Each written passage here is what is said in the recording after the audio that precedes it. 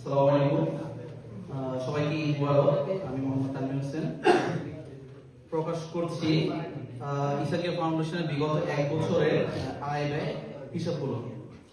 সময় জানুয়ারি 1, 2025 থেকে আজকে পর্যন্ত 2026 সাল। সাইকেল প্রজেক্টের পূর্বে আমাদের আয় ছিল 0 টাকা, যেখানে আমাদের ব্যয় হয়েছিল 4,755 টাকা। ঘাটতি পুরোটাই।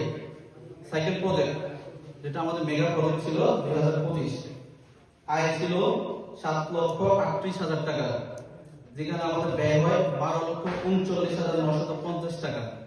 ঘাটতি 5,01,950 টাকা।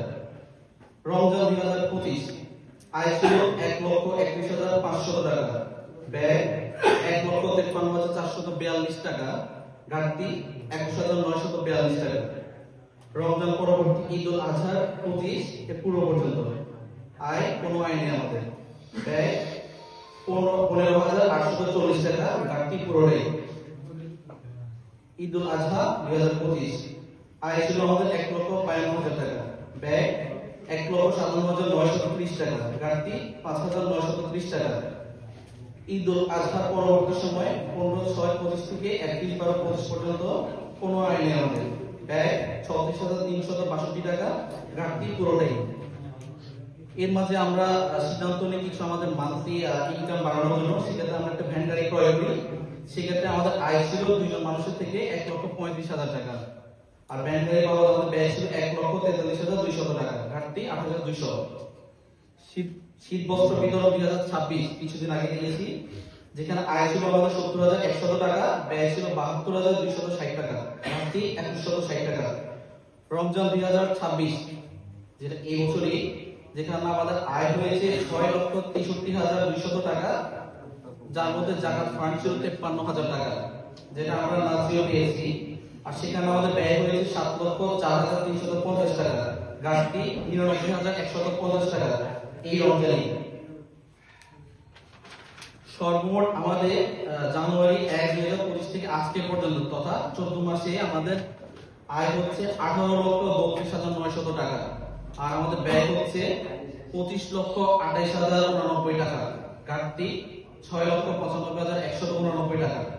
আর গত রমজান থেকে এই রমজান পর্যন্ত আমাদের আয় হচ্ছে 9,60,800 টাকা, ব্যয় হচ্ছে 11,40,184 টাকা।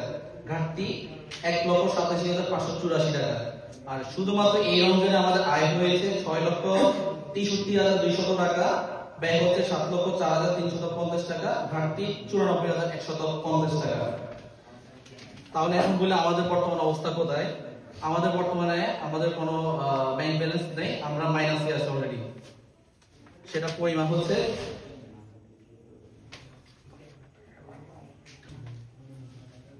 এই হচ্ছে আমাদের বর্তমান অবস্থা।